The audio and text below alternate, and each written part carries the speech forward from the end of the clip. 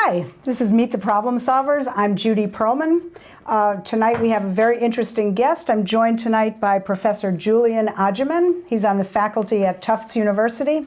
He's been working for many years in some very important areas having to do with sustainability and justice. And we're here to start unpacking something that's a pretty interesting question that actually we all think about all day long, which is food. And then we're going to start unpacking that with the question of local food. What is local food? What does that even mean? And where do we want to go as in our conversation about local food? So Julian, welcome. Thank you, Judy. Thanks very much for coming on. Well, you want to frame this up for us just a bit? Yeah, so we live in an intercultural society. We have people from all around the world who've come to Massachusetts, come to the United States, come to our cities, our rural areas. What does local mean in an intercultural society? Who gets to define what is local and what especially is local food? Especially when some people who've come as immigrants bring with them their idea of what local is. And what local is may mean what I want to eat, what I want to bring to my family party, what I want to be doing. And so I think what you're suggesting is that the restaurants that are high-end restaurants that talk about locavore foods and locally bought and locally grown, that's a slice of the story, but it's not the whole story. And I think what you're really going to take us through today is what are we limited by and what do we lose and what do we lose out on if we keep ourselves with that sort of Eurocentric view? Sure. Well, let's take a step back. When we think about local food, we think about sustainably produced food, we think about sustainable agriculture, all of these things that are good and that are very fashionable at the moment. But have we ever stopped to think that the word local could be an exclusive word? It could be a word that means this is the way we do things. You've come from abroad, you've got to do things our way. And I think what we'd all like to see is a bigger movement for sustainable food, for local food. But what about the Africans in DC who drive out to farms in Maryland to pick African crops that the Maryland farmers are growing because they're no longer growing tobacco? What about the farmers, the Chinese-Canadian farmers in the Vancouver area who are growing Chinese crops and African crops for the growing international markets living within Vancouver? What about the Filipinos in San Diego who, when asked what local food is, they say, it's our food. We grow it in our yards, we eat it in our restaurants. Clearly, there is a contestation over what local is. And as a geographer, I can tell you, there is no one definition of local. Local is whatever somebody can persuade you it is. So I think, what I'm interested in is rethinking this idea of the local. Is it a geographic concept or is it a cultural concept that our increasingly diverse and different populations are going to make us think about? The end game here, of course, is if we can be reflexive and inclusive on an idea of the local, maybe we'll build a bigger food movement. Right, right. And when we think about what food and farming is economically, if we're really looking at it in a very limited way, there's a whole economy growing probably more rapidly that we're just not even kind of taking into consideration. Oh, absolutely. Take some of these farmers in Maryland. The state of Maryland for the last 20 years or so has been trying to get farmers out of tobacco, and they've been trying to get farmers to diversify, and they've been offering grants for this. And the state of Maryland extension program, the University of Maryland extension program, has been looking at what African crops will grow in Maryland. This isn't charity, this is a business. Right. So right. There is a business opportunity here in growing crops, culturally appropriate crops that our increasingly diverse populations want to eat. It's a business. Yeah, and if we don't actually think about it as a business, if we don't think about it in that way, we're just not thinking about the world we live in with accuracy and with a vision of the future. Well, and I think this is one of the problems. One of the problems, I think, with the concept of local, it kind of fossilizes our thinking in interesting. a way that makes us think of the family farm as being redolent of an America that's in the past. And we see these buy fresh, buy local campaigns, and all of the imagery surrounding that is very much imagery of a past America, not the present, nor certainly a future America that I think we're moving towards, and many other people think we're moving towards. So one could say that given the times that we live in politically, the xenophobia, the nativist sentiments could become infused with these localist sentiments to exclude rather than to include. And of course, my desire as an urban planning academic and as an advocate for some form of local food is, how do we get a bigger slice of the population thinking about the local? And just one thing I think that's really important here is a concept related to localism, but it's called translocalism. There's a lot of evidence that new immigrants to the US bring with them their own local, and nothing more so than food. Food is like the umbilical link between where you're from and where you are now. So it's a safety net in many ways. And who are we to say your food isn't local food when this concept of translocalism is being utilized by immigrants? It's being utilized. I'll give you another example. There are Latino immigrants who go and walk along the banks of the River Charles, and they love an area of Herta Park in Ulston where there are willows. Guatemalans love willows because it's redolent of home. So there are links between home and here, whether they are food links or whether they are landscape links. And I think we need to be aware of this, especially as urban planners, as our cities become more diverse. Right. And if we don't take an expansive view, if we don't encourage and in fact enforce an expansive view, people who are maybe foraging for something they really like, they become criminals, as opposed to somebody else who is foraging for, white folks' food. It's like, of course you pull that up. Yeah. Well, and foraging, now you bring it up, is a very interesting idea. It seems that every ethnic group forages. Research in Seattle, in Baltimore, around the country has shown that different ethnic groups forage for different things. And I'm afraid it's the cities, the parks departments that are way behind the curve on this. They don't want people foraging for liability reasons. But given that we have food deserts, given that food is such a great way of bringing people together, the ability to forage would seem to me to be a great opportunity for people to come together over food. I'm a Chinese American, this is what I go for. I'm an Italian American, this is what I go for. I'm an African American, this is what I go for. Food is a great point of contact between different cultures. And if we start to be prescriptive about what is local, about what is the right food to eat, then we are going to alienate certain people and develop exclusivities in our food. Right. I'm struggling to get a slide up because Julian brought a slide that I think is very interesting. But now I think I can't make this happen, so I'm sorry. We'll just talk about what it is. Well, let's get us back on. What this slide is a picture of a very traditional looking older couple, white couple. They were farmers. They've been farmers for a very long time. They're tobacco farmers. You kind of mentioned them before.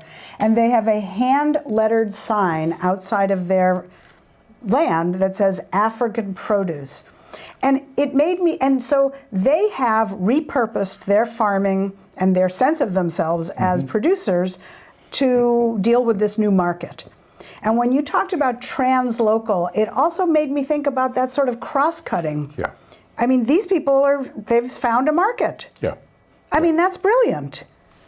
They have, and Sadly, actually, one of my students did some research, and we found that George Bowling has actually passed on since this picture in 2011, but the farm is still there, and it's still selling produce to this growing African market. Let me just go and bring in another layer of this conundrum, if you like, about the local. There is an assumption in the alternative food movement that local means more environmentally friendly, more socially just. Well, research has shown that that's not the case. There is no reason why a farm, just because it is a small local farm, should be any more socially just than a large farming operation. I could take you to farms in all parts of the US where workers are mistreated in small farms and in large farms.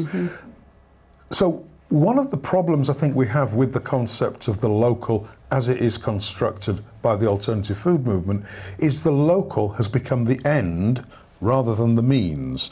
The ends should be a more just and sustainable food system. Perhaps localism is part of the means to get there, but we shouldn't simply valorize the local with no evidence that it is any more socially just or environmentally friendly. It's more visible to us because we can go and visit these farms much more easily than we can go and visit the huge agribusiness. Yeah, exactly. Right. So I just think we need to be, very careful when we valorize the local. What actually are we valorizing? And in valorizing our version of the local, are we simply weaving exclusivities into a narrative about food that don't need to be there? And that if we were more flexible about what the local was and allowed people to think of translocalism, a cultural local, then we could build a bigger movement for socially just and environmentally friendly food. And economic growth. And economic growth as well. Right. Absolutely. Absolutely true. Yeah. Tobacco was last millennium. Now we're going for African produce. Yeah, absolutely. And I don't look at those people. I wish you guys could see this picture. Come to our Facebook page. We'll have it up there. Yeah. They don't look to me like they are sort of social. They don't seem to be people who think of themselves in the cutting edge of a social change movement. No, they're not. I mean, George and Julia Bowling were good old American entrepreneurs. They see an opportunity. 120,000 Africans in the DC metro area, many of whom are diplomats, doctors, lawyers, professors. They're middle and upper middle class people. They want to eat locally grown African food. They don't want it flown in. They see a market, they've exploited the market. So interesting. It's good American entrepreneurialism. This is Meet the Problem Solvers. I'm Judy Perlman. My guest tonight is Julian Agyeman from Tufts and all kinds of other places that he has been and worked. And he is here helping us think through our, and I was going to say part of it is the simplistic nature of local food. Local food seems good. I do local food. I feel good about doing that. I'm the local corn. It's really good. It's almost... It's a way to stay in a very Eurocentric space without being reflective. Yes. And congratulating ourselves for what we're doing. But it's actually, when the barrier is there, then we're not really doing what we want to be doing. No, and citizens of the world. Look, let me give you another example. I mean, if we think about the wider project of sustainability and sustainable communities, one concept is localism, that is one of the pillars. Another implication of sustainability is less is more. It's about giving something up. That's another pillar. So local and less are two of the great pillars of sustainability. Go down the road to Roxbury and tell people you need to make do with less. Judy, you and I can make do with less very easily. How do you tell people who don't have anything to live on less? They'll laugh at you. So we have to think about how do we frame sustainability in ways that people can buy into it. Well, so wrong. I shouldn't say buy into it. How do we frame sustainability in ways that engage people rather than put them off? Because as I think we've established, these two words, local and less, can be very problematic with certain groups of people. So how do we frame sustainability in a way that is inclusive? And this has been a problem for as long as the environmental and sustainability movements have been around. That they have been seen to be elitist. They've been seen to be caring more about the planet than the people on the planet. So these are real problems. These are real issues. And if we want to, as you and I do, want to grow the movement for sustainability, we have to think of new ways of engaging people other than localism and less. What are those ways? We need to think about that. Yeah, yeah. And you said something before the show that I don't quite remember what it was, but it was about the sustainability movement having started in a fairly white upper middle class sensibility and being grounded there, and so it was very hard to go beyond that. Can you remember what that that dynamic was? There is literature, there are organizations that really have shown us that basically the environmental movement came from a very particular set of ideas about landscapes, about wilderness, about biodiversity. Where did humans fit into this? Right.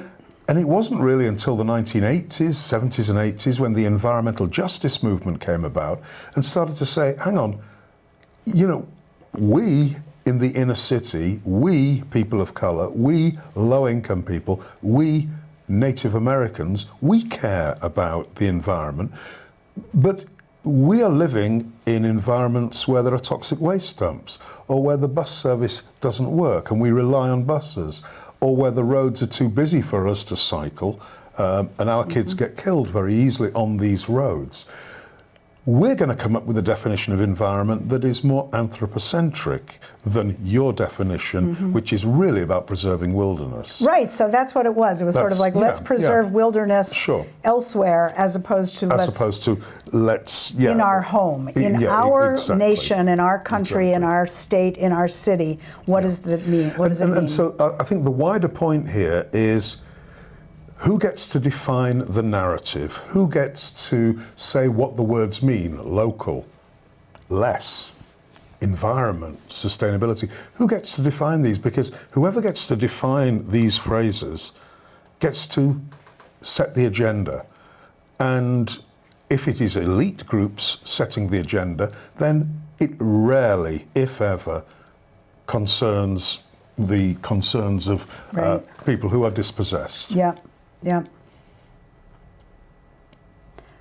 Yeah, it's really an interesting thing to think, just, as someone who hasn't been in sustainability all this time. But yes, it really was sort of the wilds of the rest of the world. And now that I've been working in homelessness and poverty for a long time, these things are so obvious. I mean, lower income people are where toxins are. Sure. Yeah, I mean. Yeah. Well, and if you think about some of the classic literature of environmentalism, Thoreau, John Muir, this was not about the concerns of urban America. This was a very rarefied set of concerns. Personally, I'm fascinated by that. My first degree was geography and botany. I know all about these environmental theories and ideas, but now, as living in an urban environment, and as a professor in urban planning, I can see how we have unnecessarily, in many ways, excluded people from a movement that we know needs to succeed. Needs to be diversified. And it needs to be diversified, And, one point that I think is very important: does your organization, does your environmental organization, does your food organization, does your sustainability organization look like the communities it serves? Because going forward, I think it's going to be increasingly difficult for these organizations to get a message across if they do not look like the communities they're serving. They will not be seen as legitimate, they will not be trusted, they will not be seen by funders, I think, as legitimate. And so I think there's a survival element for a lot of these organizations. And, you know, hand on your heart, viewers or viewer, hand on your heart, look at your organization, whatever organization it is, do you look like the people that you serve? Yeah, it's been a theme that's come up on this show a few times. Sure. And it's a painful one. You know, here we are, we're working hard, we believe so strongly, but you're right, if the narrative starts as, wherever it is, like homelessness is a terrible thing, and we think you should go into that kind of house when you've done X, Y, and Z, that then becomes the framing and the narrative that you have to work really hard to overcome. So when we ask the question, who gets to say what is local food, that's a really big question. It's a very simple question to ask. Yeah, absolutely, absolutely. You know, this semester I'm teaching a class on food justice, and you know, my students, this local issue is one of the really big ones, because of course, like you, most of them hadn't problematized, hadn't thought that there was a problem with this notion of the local. But in a class a couple of days ago, another issue came up, allied. We were talking about federal food programs, and we were talking about SNAP, supplemental nutrition. And what was really interesting, one student said, what if the committee or the group of people that decided on SNAP benefits, what if that was predominantly recipients? How would SNAP look? Because at the moment, what we have is essentially a punitive system. You're punished for being poor, you're told what you can eat, you're told what you can buy. We police the poor, in a sense, in a way that we don't police the rich. Again, contestation over food, a basic right of us all. So local, SNAP, less, sustainability, environment. Who gets to define the agenda really does matter. And you know, one of the solutions I'd like to see is a much more diverse and different staffing of these food organizations, of committees that decide on benefits, on local organizations, boards. We need to have a very different look to these organizations. Otherwise, as our cities and towns get more different and diverse, these organizations will not be seen as legitimate. Yeah. And perhaps they shouldn't be, because maybe perhaps they're not legitimate. And, you know, nature abhors a vacuum. Maybe other organizations will come to replace these organizations.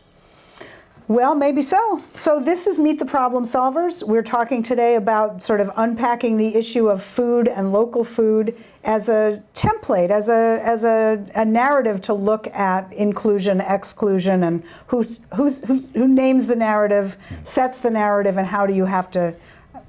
So here we come to our takeaway part. How do we now turn this into becoming activists?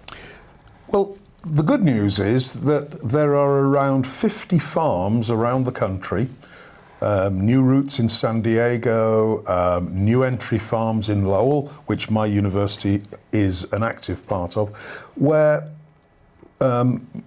new Americans from around the world are getting a first footing into farming. So there is an awareness. There is awareness, and there is a movement afoot to bring these new ideas about farming to the United States. That's great news. But what I really want to see is more of the organizations that we've mentioned really starting to engage with some of these ideas that are difficult to talk about. I want to see the organizations starting to realize that these ideas are not so much problematic, but they are opportunities to bring in new constituencies. And it's so easy to think, oh my God, he's telling us that local isn't local. What's he talking about? There's opportunities here. There are great opportunities, and we don't need to lose any of the, the pride at growing things locally. But let's look at what we're growing locally, and let's think locally and translocally. Let's bring in, let's be much more inclusive in what we consider to be local than we currently do. I go to the farmer's market, and you know, it's pretty much the crops I'm used to. Sure. And yet sometimes I really try new ones. I think that would be pretty cool if we could incentivize, you know, this is a different farmer that has different crops. Sure. Let's bring them along and see what happens. Yeah, I think, and you know, this is happening in certain places, but I want to see, you know, much more. How can municipalities as well start to enable this growing number of people who are coming to the US? How can municipalities enable, you know, community gardens to be more used by immigrant groups and such? And I think we've got an opportunity here through the Sanctuary Cities movement. Sanctuary cities at the moment I call very reactive. What most sanctuary cities are doing is trying to bring in or stop, you know, ICE enforcement activity. What if a sanctuary city said, hey, we're going to give over municipally owned land for immigrants to farm. We're going to do all kinds of things. You know, there are many, many opportunities, I think, through the Sanctuary Cities movement to... That's interesting. That's really interesting. I mean, really, in the couple of weeks since I've been thinking about this, you have really opened my eyes to some concepts that, you know, I've touched on. I've sort of seen them through my own lens, but this has been a very interesting conversation. I think you're right. I think we all need to look at our true diversity in our cities and make that happen. And see it as an opportunity, not as a problem. Right, and invite. Yes. And reach out and look for that opportunity to connect and broaden, because then we're going to be positioned for the future. That's right. And there is a wonderful concept called contact theory. The more contact we have with people who are different to us, the more likely we are to support policies and plans that bring people together. And contact theory, I think, it's a no-brainer. That's a wonderful note to end on. Thank you, Julian. Thank you. Really enjoyed this. Thank you. There's no way to know. I think it's over. Thank you. Okay, thank you. Sorry about that, and then I got all distracted with... That's okay. A problem. That's okay. It's the technology. Hey, so that was interesting. Whatever. Yeah, that was good. Did we go where you wanted to go? I think so. Yeah, I think we. Yeah. Yeah, but I think we did sort of. It wasn't just like No. We came down to the ground, and then we, you know, these, you know, dominant narratives, and you know, I could have talked about dominant social paradigms, and blah blah blah blah blah. You know, that's all academics speak. No, we covered the bases. When you say reflexive, do you mean, is that what I would call reflective? No, no. I wondered. I thought you used it a particular way. No, reflexivity. Reflexivity is a way of understanding another's position, and not.